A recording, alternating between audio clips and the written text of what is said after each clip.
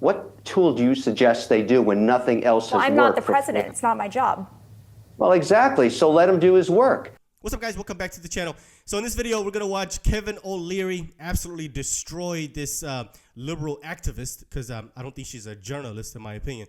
He's going to absolutely destroy her when it comes down to the Trump tariffs that were just implemented. So let's not waste any time and get straight into the video. China and Canada both unveiling their own countermeasures against U.S. tariffs. China will enact a 34% levy on all U.S. imports, and Canada planning to tariff all U.S.-made vehicles at 25%. Canadian Prime Minister Mark Carney calling President Trump's protectionist policies a tragedy for global trade.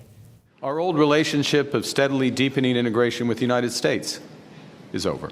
Well, this is a tragedy. It is also the new reality. We must respond with both purpose and force. Joining us now to discuss what's next in tariff negotiations, Kevin O'Leary, O'Leary Ventures Chairman. Kevin, great to have you back with us. Thank you for making the time. I want to start on these tariffs. The market is on track right now for its worst weekly performance since March of 2020.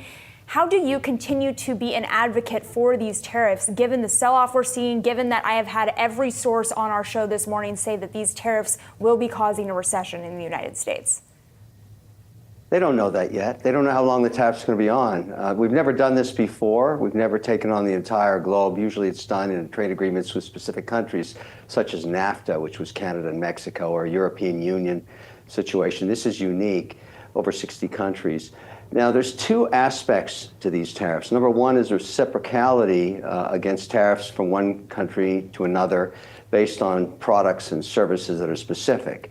So if you're charging a 20% tariff in India, it's going to be reciprocated in the United States. And those go away pretty quickly. That actually leads to fair trade. The more complex aspect of these negotiations are around the idea of trade imbalances. And so when you put on tariffs to try and fix trade imbalance, it's difficult because the largest economy on earth is the United States. So really you're starting a behemoth negotiation, and it's happening in every country. You highlighted Canada, but you might as well talk about Britain or even Switzerland, where I am right now, where they have over 30% tariffs imposed 48 hours ago. And so you can assume that behind the scenes are two spheres of negotiations. One is, let's try and reduce the imbalance of trade by buying more stuff from the United States. That's one signal. And the other, which is very easy to fix, is simply remove all tariffs. If you're going to have reciprocal tariffs at 20%, 30%, 40%, just get rid of them, bring them down to zero. But Kevin, as of this morning, with the 34% retaliatory tariff from China to the United States, we are not getting closer to free trade. We are just getting further into a trade war. No, China's a whole different story. This isn't about trade war with China. This is about leveling the playing field on a wide range of issues, including IP law, access to business, access to courts, being compliant with U.S. regulations on securities. There is a laundry list of grievances with China that have been around since they joined the WTO. And none of the administrations previously have ever dealt with China. So why are tariffs the right way? Dealt with for the first time. So this has nothing to do with just tariffs. I mean, right now I can't litigate. But that's the tool that the administration is using. Why are tariffs the correct tool if, to your point, these have nothing to do with tariffs? What tool do you suggest they do when nothing else has worked? I'm not the president. It's not my job. Well, exactly. So let him do his work. China's different than all the other countries. But it's not China working, has to be dealt with. Look, man, what the heck does she mean it's not working? It's literally been almost 2 days since he implemented these tariffs. You talk about it's not working? Give it some time, man. Give it some time. I'm so tired of these activist journalists, right? So-called journalists that just peddle propaganda. Ma'am, relax, calm down. These tariffs just got implemented literally 2 days ago. But anyway, if you're enjoying this video, make sure to hit the like button. It really helps the channel out. And of course, if you are brand new, consider hitting subscribe. Let's get back into the video. Look, I'm having lots of problems with China, as are millions of other companies in the United States that try to do business there. They do not play by the rules. They're going to have to start doing it pretty soon. That's a different conversation. You want to talk about the markets correcting? Yes, they are. By the way, markets correct every 18 months, up to 20%. You're watching it happen right now. It's not pleasant. You can't blame just the tariffs for this. These have been very expensive markets now for almost 18 months. Now they're having a correction. I think what matters is this a recession signal, yes or no? And how long will these tariffs be on? I would say 50% of these tariffs across these 60 countries will be negotiated pretty quickly, including the Canadian situation you made details on. Canada's different because they're in the middle of an election. Carney's not an elected official. He has no mandate from the Canadian people.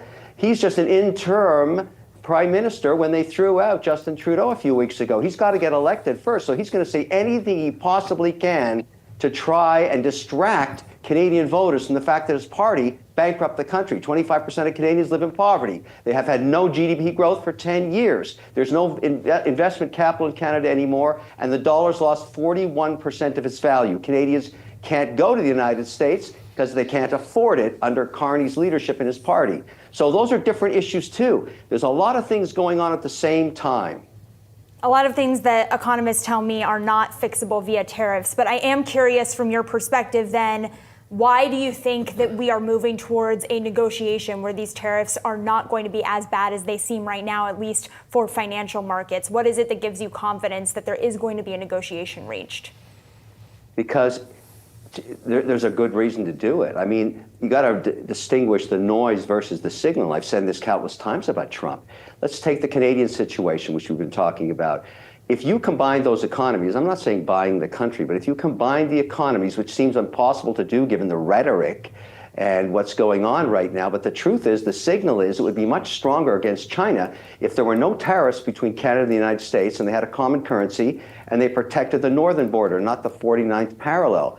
Now, the Canadians know that's worth it because 75% of their output has been sold to the United States for over 120 years. 17 states call Canada the #1 trading partner. 28 states, in addition to those 17, #2 trading partners Canada. So it'd be economic suicide not to work this out. The obvious answer is to remove all tariffs, and that will happen, my guess is, right after the election when the Canadians make their choice about who they want to lead them. That person will fly to Washington immediately and start negotiations, which I would call NAFTA 3. But right now, that's not happening because Carney's trying to use this whole Trump issue as fulcrum to try and distract Canadians away from the facts that he wiped out the country. Maybe he'll get elected, maybe he won't. Nobody knows right now. But nothing's going to happen on the Canadian situation until the election's over in just over 5 weeks. So let's talk about the Canadian citizen reaction, because we've already seen evidence of Canadian citizens boycotting American products. We've heard from CEOs that they are concerned about that,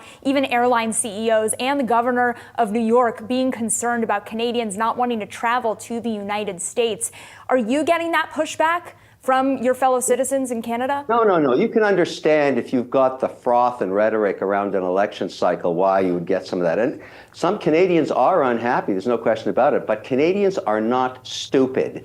They understand the economic advantage of working and selling to the United States and having no tariff whatsoever. The behemoth economy is a golden jewel of an idea, and everybody gets that joke. Americans do not hate Canadians. Canadians do not hate Americans. Politicians have lots of rhetoric when they're trying to get elected. That's what they're doing here. All of this will pass too. What drives everybody long term are economic interests. And that's what really you should focus on here. This will pass. Things will calm down. More rational minds will sit at a table across from each other in about 6 weeks in Washington and in Ottawa. More rational than the president? At the end of the day, the president's not an idiot either. Neither is Ludnick or Burgum or any of those people negotiating these deals right now. You have to look at the economic opportunity. They're not idiots. They're negotiating. This is a giant, nasty negotiation with a little bit of politics and a little dash-will-do-y of politics because of the crazy timing of the Canadian election. Trump has a 4-year mandate. At least 2 of them are in a majority situation. If he's going to do all this volatile stuff, which he's doing right now, he's got to do it now because he may not have a majority mandate after the midterms. So that's why you're getting such an accelerated pace of policy. These tariffs, as I said earlier, 50% of them can be easily melted away to a reciprocal of 0 tariffs. And then this trade deficit is a trickier situation country by country. The only reason there's a deficit in Canada is the fact that so much oil is imported from Alberta into the U.S. economy. If you took away oil, Canadians buy more goods and services from the United States than vice versa.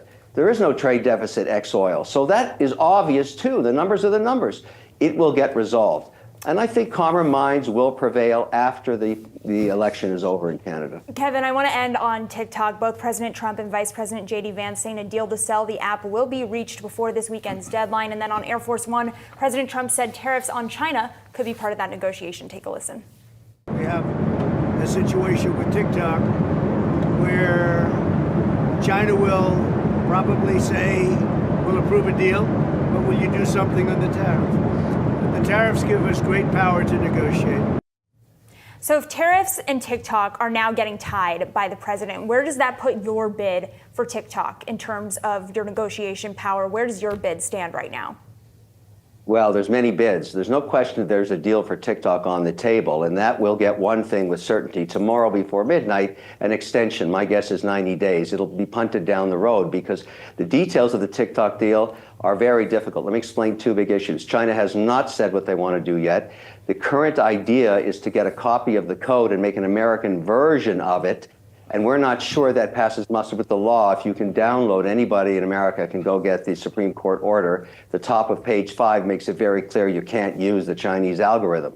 So what we're going to have to do, if that's the plan, is get an indemnification from Congress or change the law to make it legal to use that. And that would require 51 votes in changing it, and maybe they could slip it into the Reconciliation Act. All of these are unknowns. But right now, the penalty would be about $820 billion. That's $5,000 per user account per 24 hours times 172 million. And no one, no capital stack of any of the syndicates formed can take that risk. So we need clarity on what's allowed and what isn't based on the law that was passed by Congress and the Supreme Court order. Remember, it was 9-0. There was no ambiguity in it. And so somebody has to figure that out and either give financiers, both the debt and equity structures, some kind of indemnification against that penalty coming back. Because remember, that law will last long past Trump's administration.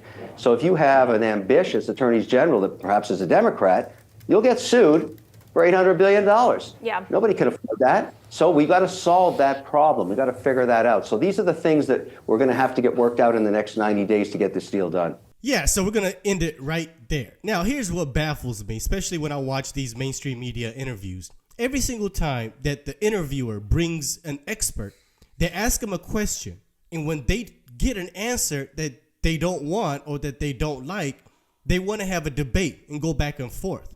Especially, like this woman admitted that she doesn't know what she's talking about, right? Essentially. But she want to debate him when she asked him a question. Well, that's only because she brought him on here to push whatever narrative that she was trying to push by getting him to answer in a way that she wanted him to answer. She wasn't really looking for an unbiased opinion or an answer. She was looking for something that she can use for whatever agenda that she had, whether it was to demonize Trump's tariffs or not, right? That's the only point sometimes that these interviewers are trying to get across, is to bring somebody that they can use that's either a centrist or even a Republican or a conservative or whatever.